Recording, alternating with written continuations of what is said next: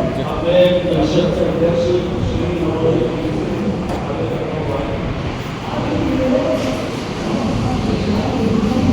आज के इस अम्बेडकर जी की जयंती के कार्यक्रम में 85 यहाँ उपस्थित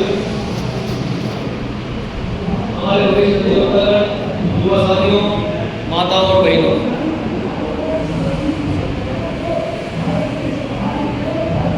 यदा यदा हि धर्मस्य ग्लानिर्भवति भारते अभ्युत्थानमधर्मस्य तदात्मानं सृजाम्यहम् परित्राणाय साधूनां विनाशाय दुष्कृतं धर्म संस्थापनार्थाय संभवामि युगे। 5,500 साल पहले भगवान श्री कृष्ण ने गीता में ये बात कही और उसके 5,000 साल बाद जब जब हो धर्म की हानि बाढ़ी नसुर कदम कमिमानी तब तब धर्म करनी मनुष्य शरीरा हरो विषम सज्जन भव किया। तुलसीदास जी के रामचरितमानस में ये बात है। तो जब जब भी इस संसार में गरीबों पर अत्याचार होगा, असहायों पर अत्याचार होगा, लोगों को पीड़ित किया जाएगा, उनकी बातों को सुना नहीं जाएगा, उनके साथ अन्याय होगा, तो भगवान श्री कृष्ण ने कहा कि मैं इस धरती पर आऊंगा और इस अन्याय और अत्याचार का नाश करूंगा। अब उन्होंने ये नहीं कहा कि मैं कृष्ण बन के आऊंगा, कि राम बन के आऊंगा, कि या क्या बन के आऊंगा, लेकिन किसी न किसी रूप में इस धरती पर कोई न कोई महापुरुष ईश्वर की कृपा से ऐसा होता आया जिसने धरती पर बढ़ रहे अत्याचार और अनाचार को समाप्त करने में मानव जाति को एकत्रित करके उसके प्रति संघर्ष करने के लिए प्रेरणा देने का काम किया। यह विडंबना है कि देश की आजादी के भी 2000 साल पहले से भी एक विशेष वर्ग, जिसे हम आज की संवैधानिक जो हमारी भाषा है उसमें अनुसूचित जाति, अनुसूचित जनजाति, दलित, पिछड़े, अति पिछड़े, जिनके नाम से जानते हैं, उस वर्ग को समाज के एक तबके ने इतना पीछे रखा और उसे इस प्रकार से कर दिया कि आपका काम केवल समाज की सेवा करने का है, आपका काम हम लोग हैं उसको आदेश को मानने का है, खेतों पर आने को करने का, खेतों में मजदूरी करने का, घरों में साफ सफाई करने का, हमारे बच्चों को खिलाने का, और उनको इस प्रकार से सीमित करने का इस सनातन संस्कृति ने इतना दुख भोगा कि 1000 वर्षों तक मुगलों की गुलामी और 200 वर्षों तक अंग्रेजों की गुलामी का सामना करना पड़ा, क्योंकि इस युद्ध की भूमि से, लड़ाई से समाज के प्रति जो खतरा उत्पन्न हुआ था उस सब से उस वर्ग को दूर कर दिया जो इस सब का सामना करने में बहुत बड़ी प्रकार से शारीरिक रूप से सक्षम था। हमने उस समाज को मौका ही नहीं दिया, उसको तो हमने चौकीदार बना दिया, साफ सफाई का काम दे दिया, उसको हमारी गुलामी करने का काम दे दिया और लड़ने का ठेका कुछ लोगों ने ले लिया और उसका परिणाम ये हुआ कि हम जब भी युद्ध हुए एक बहुत बड़ा वर्ग हिंदू समाज का उस समर भूमि में जाने से युवक रहा, उसे रोक दिया गया और उसके कारण से 2000-1500 साल तक हमने गुलामी हो गई। बाबा साहब अम्बेडकर जी ने जब संविधान बनाया था, संविधान की उसमें लिखा हम भारत के लोग, मतलब हम भारत के लोगों का अर्थ है हम इस देश में जो अटक से लेकर कटक तक, कश्मीर से लेकर कन्याकुमारी तक निवास करने वाले लोग हैं, चाहे किसी भी धर्म, जाति, संस्कृति के हो, वो सब इस भारत के नागरिक हैं और सबको समान अधिकार प्राप्त है। इसलिए ये कहना कि बाबा साहब भीमराव अम्बेडकर जी केवल दलितों के हैं, पिछड़ों के हैं, एससी के हैं, एसटी के हैं, उस महान नायक को जो भारत रत्न से जो विभूषित किया गया है उसके प्रति हमारी सोच को बहुत छोटा और संकुचित करता है। उन्होंने प्रत्येक भारतवासी के लिए काम किया। ये जो संविधान है भारत का, ये कोई एक वर्ग के लिए नहीं है, सारे भारत के लोगों के लिए संविधान है और सारे भारत के लोगों के ऊपर पाबंदी कारक है, मानने लगा के बाध्यकारी है। तो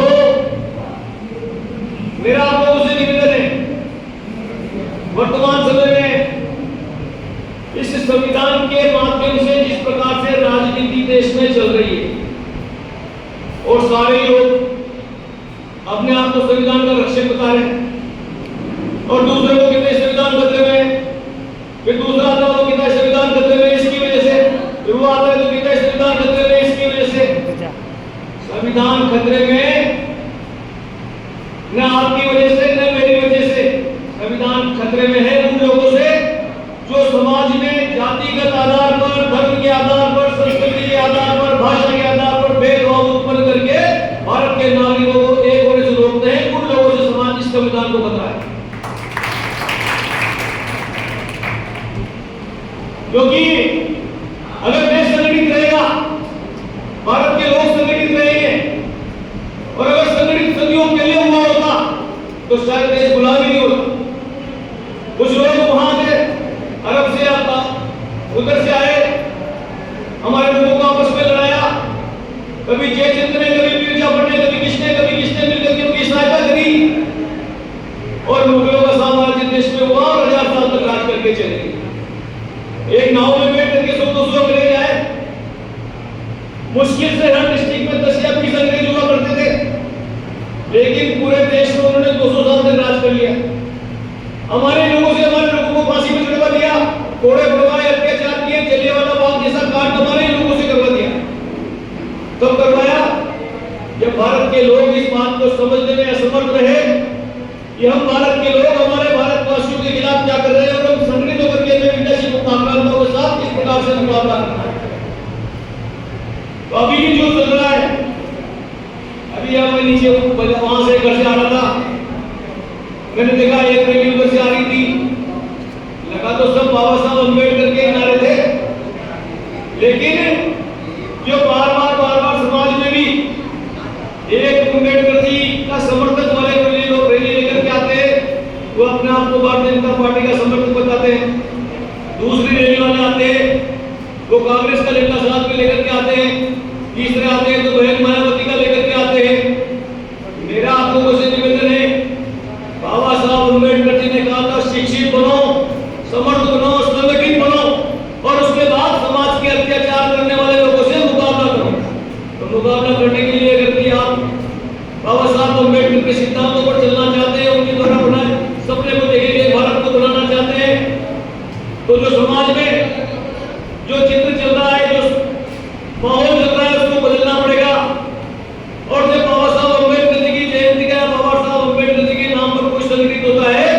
तो उसमें केवल एक ही झंडा होना चाहिए बाबा साहब का, एक ही नारा होना चाहिए बाबा साहब का और एक ही प्रकार की सोच होनी चाहिए बाबा साहब के शब्दों का भारत को बनाना। तब जाकर के आप अम्बेडकर जी के सिद्धांतों पर चल सकोगे, वरना तो देश में हर मुद्दे पर राजनीति होती है और अम्बेडकर जी भी की जयंती मनाना एक फॉर्मेलिटी रह जाएगी और ये भी एक राजनीति का शिकार होकर के मैंने पता किया बार एसोसिएशन में, अगर मान लो केवल यही हम सोच करके कि अनुसूचित जाति, अनुसूचित जनजाति वर्ग का ही ये कर्तव्य है कि सब बाबा साहब अम्बेडकर जी की जयंती को मनाया जाए, 350 से ऊपर वकील हमारे अनुसूचित जाति जनजाति वर्ग के हैं, लेकिन यहाँ पर मुश्किल से 100 लोग भी नहीं बैठे हुए। अगर उसमें पूरी बार एसोसिएशन के लोगों को मिलाया जाए तो लगभग 4000 के करीब हमारी संख्या होती है। आज हम कितनी संख्या में यहाँ पर बैठे हुए? हमने जो बाहर का लेटर निकाला तो उसमें ये नहीं लिखा था कि मैं अनुसूचित जाति जनजाति के लोग उसमें आएंगे। हमने कहा बाहर एसोसिएशन कोटा द्वारा भारत रत्न संविधान के निर्माता माननीय अम्बेडकर सिंह की जयंती का कार्यक्रम आयोजित है, आप सब लोग आमंत्रित थे। लेकिन जिस प्रकार से समाज में उदासीनता का माहौल है हर कार्य के प्रति, हर चीज के प्रति, अरे सरकार करेगी, पुलिस करेगी, प्रशासन करेगा, ये करेगा, वो करेगा, लेकिन मैं कुछ नहीं करूंगा। और जब अधिकार की बात आएगी तो मैं चिल्ला चिल्ला करके अधिकार मांगूंगा, लेकिन कर्तव्य की बात आएगी, जिम्मेदारी की बात आएगी तो मैं हाथ खड़े कर दूंगा, सरकार के ऊपर पूरी जिम्मेदारी डाल दूंगा। ये वाली जो भावना हमारे अंदर है उसको हम जब तक नहीं निकालेंगे तब तक बाबा साहब अम्बेडकर जी के सपनों के भारत का निर्माण नहीं होगा। हमारे संविधान ने जो बात कही है, हमारे वेदों ने भी वही बात कही है। अभी हमारे एक पूर्व वक्ता ने कहा था कि बच्चा मैंने पिता क्या पढ़ाया, मैंने लिखाया, मैंने नहीं, नाम पंडित क्यों रखेगा? मेरा उनसे निवेदन है, बच्चा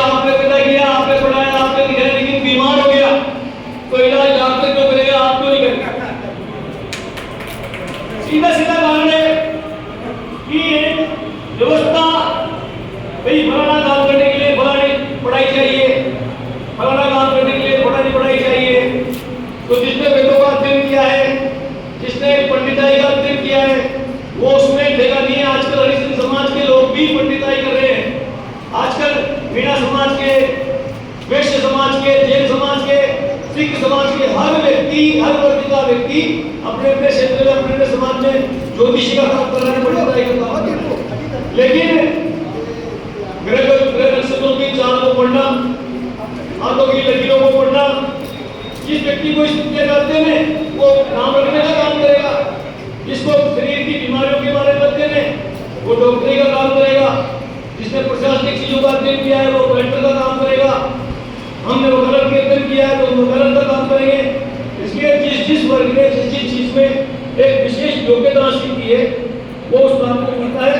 इसमें हमें मन में ये नहीं रहना चाहिए कि मेरे बच्चे का नाम पंडित जी जोड़ देगा। आप भी उस शास्त्र का अध्ययन कर लो, इसका ग्रह नक्षत्रों की चालों का अध्ययन करो। आप भी अपने बच्चे का नाम रख सकते हैं। भाई हमारे घर में पिता हुआ, फलाने समय में पिता हुआ, उस समय किसी प्रकार की चिंता चल रही थी और हम रख सकते हैं। जिस प्रकार से हमारा शरीर है, सिरे, दड़े, हाथे, पैरे, इन सब में एक भी चीज ऐसी नहीं है जिसके लिए हम ये कहते कि यार ये नहीं देगा तो कोई बात नहीं, काम कर जाएगा। ये बाल है ना शरीर के, मेरे बाल हो गए तो बन जाऊं तो मुझे लगता है यार आप खतरों में बाहर हो गया, सुन रहा है शक्ल भी बन जाती है आदमी। अगर हाथ गिरेगा तो उसके बिना शरीर का काम चलने वाला नहीं है, पैर गिरेगा तो शरीर का काम चलने वाला नहीं है। तो जिस प्रकार से सारा शरीर मिलकर के, सारे अंग मिलकर के काम करते हैं, तो ये शरीर बड़ी प्रकार से काम करके आपको ऊर्जावान, आपको लक्ष्य की प्राप्ति करने में समर्थ बनाता है। उसी प्रकार से समाज का सारा वर्ग, समाज के सारे वर्गों के लोग, सभी जाति के लोग, सभी धर्म के लोग, सभी संस्कृति के लोग एक साथ मिलकर के संविधान की भावना के अनुरूप इस देश की प्रगति में अपना योगदान करेंगे, इस देश की प्रगति में अपना सहयोग करेंगे, अपनी भागीदारी निभाएंगे, अपने अधिकारों के प्रति जागरूक रहेंगे और अपने कर्तव्यों को समझेंगे। और जहां भी अन्याय और अत्याचार होगा उसका मुकाबला करने के लिए खड़ा होंगे। केवल वीडियो नहीं बनाएंगे, तब जाकर के इस भारत में अम्बेडकर जी के भारत के सपनों का निर्माण हो सकेगा और तभी जाकर के हमारी अम्बेडकर जी की जयंती को बनाने में जो हमारा उद्देश्य है वो सार्थक सिद्ध हो सकेगा। और इसके लिए हमारे को सबसे ऊपर देश को रखना पड़ेगा, उसके बाद